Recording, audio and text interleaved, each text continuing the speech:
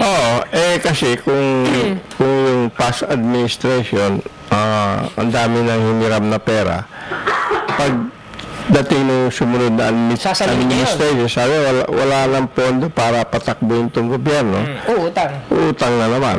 Kaya palalim ng palalim ang debt ng gobyerno. So sana maging klaro 'yon, na hindi lang natin idinidiin sa Arroyo administration, di ba? That's right. To be fair, yan. Okay, sabi naman ni Albert sa ating kabalen, sabi niya, para sa akin, mas masarap ang buhay ng mga Pinoy kaysa mga taga-ibang bansa, especially those RJ callers, Imagine, for over a year, patawag-tawag lang sila sa RJ from morning till evening. Kung naghihirap ka sa buhay, you can't maintain that lifestyle. Okay, Okay si Kabela, Oo.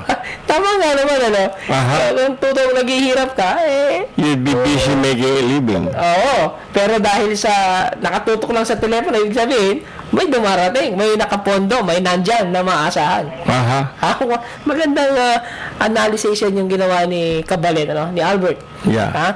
Okay, tuloy-tuloy lamang po tayo, At siyempre, boss po ang linya na ating mga telepono, 895-4460, 897-8374, 897-8374, at siyempre sa ating cellphone, 0921-662-9917. Siyempre, tayo po nandito pa rin sa ating programang Mate. Ang ating pong segment ay Exit Super Highway from Poverty. At siyempre, ang ating pinag-uusapan ay ito nga kasalukuyang krisis sa medicine, lalo na itong mga partikular na problema na kung saan napaulat nitong mga nakaraang panahon na kung saan ay marami ng hospital na nagsasara dahil sa kawalan o kakulangan ng doktor, nurse at ilang mga medical staffs.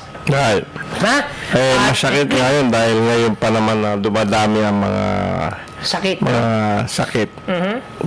Kailangan ng mas maraming wala naman, nagsara na yung hospital o malis na yung mga doktor tsaka nurses. I hope hindi na lumala pa yung situation na yun.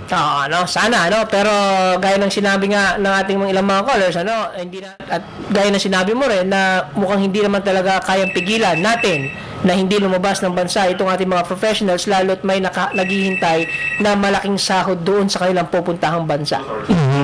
Yeah, exactly. Kaya nga maganda sanang solusyon itong binabanggit nga ng inyong grupo, itong Loveland City, na sana'y kung sino man ang mga politiko mananalo sa susunod na eleksyon ay dapat ituloy ang charter change, at itong pag-aari ng 100% ng mga foreign investor ay dapat na magkaroon ng katuparan. Okay, si Mrs. De Guzman ng Antipolo. Ma'am, magandang gabi po sa inyo. Hi, magandang gabi. Sardi, yes, engineer. Good evening, ma'am. Alam niyo, yung opinion ni Daniel Enriquez, tama yun so intelligent. Ang kanyang pinupunto, bakit kaya tuwing na lang may mga kamali ang ganyan na nangyayari sa gobyerno, yung pagkukulang, nakapukol sa administrasyon. Bakit hindi mag-suggest ng mga solutions na kung ano ikabubuti? Sa halip na pumukol ka ng pumukol, puro negative Ngayon, siyempre, magtulungan. Alam niyo nangyayari ngayon sa medical aspect ng natin, brain drain. Nawawala na sila. Kasi siyempre, kung in comparison to the US and the Philippines, ang laki ng diferensya. This is a third world country. Paano natin siya makukumpara? Kaya nga nagtatakbuhan doon kung saan-saan ang ating mga medical services, yung mga doctors, nurses, PT, OT, lahat na sila, radiology, lahat na nagtatakbuhan kasi because of the salary. Yes. Yung kinikita ng isang buwan dito, isang linggo lang doon Plus, dagdagan mo pa nung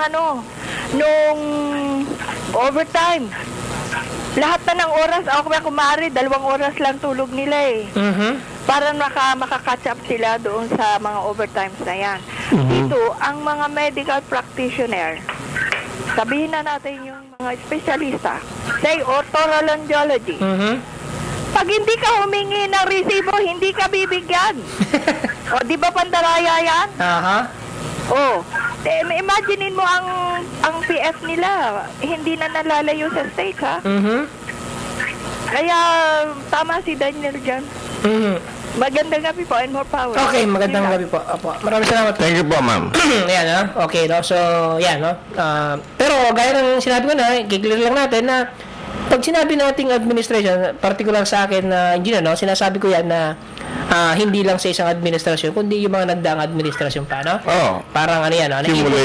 Accumulative lang, ano? Dahil, gaya ng paliwanag mo, panahon ni Marcos, umutang siya, siyempre, ang magbabayad niyan yung present administration. Dahil sa kulang ang posibleng revenue, ay kailangan pa ulit ng umutang para pambayad dun sa inutang. Yung papalit doon, ganun pa rin, di ba? So, palaki ng palaki. So, yan ang mahirap. Tapos, hindi nawawala talaga yung corruption, no? So, hindi lang ngayon, kundi noong pang matagal na panahon, nandiyan na yan, no? At hindi nawawala.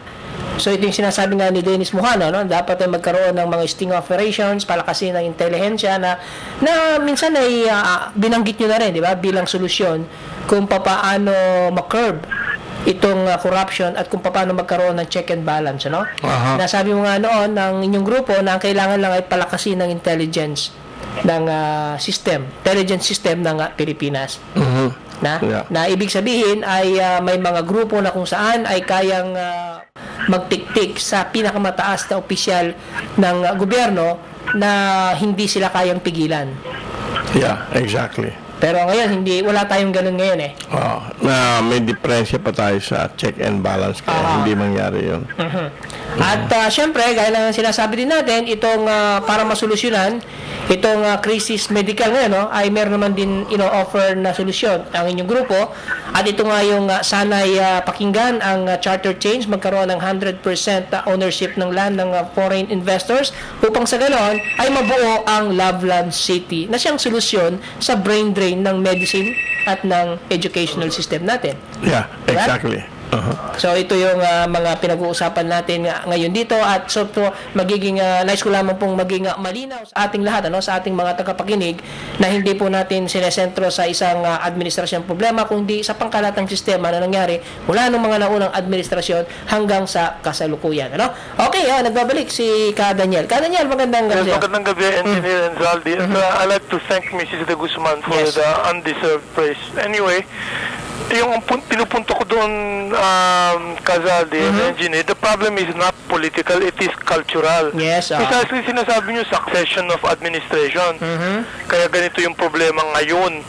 Pero in other words, time pa ni Marcos or even before, di ba? Yes, of course. Kung ganun ang problema, hindi na political yun. Cultural na yun, yung values ng tao. Tama, yung binabanggit mo na ngayon, O tapos, aside from being cultural, yung concept of government. Pag government lang ang may kasalanan, it's you putting the government against the people. Ang democratic principle ng government is for the people, by the people, of the people. Kung lousy yung administration, bakit ini-elect ng taong bayan? O kaninong kasalanan yun, government? Hindi, ang nangyayari naman kasi madalas yung dayaan sa ayun na, I was going to predict na sasabihin yung cheating. That is such a convenient excuse. Kasi nandaya hindi naman reflected yung vote ng tao. Bakit pa tayo nagkakaroon ng elections? Bakit pumapayag ang tao sa ganon? Wala lang sila magawa. Walang magawa, bakit yung kay Marcos? Lumabas na lang tangke si Marcos, hindi natakot yung tao. So, hindi mo pwedeng sabihin walang magawa yung tao because you're making a cultural statement which puts the Filipino people down na alam nilang dinadaya sila, wala silang magawa. I refuse to believe that kasi may nagawa tayo nung EDSA 1 Tangke nang nilabas ni Marcos, wala tayong magawa ngayong ilabas ulit kung sakaling ilabas ni Gloria yung mga tangke pag nag-military takeover siya, wala tayong magawa.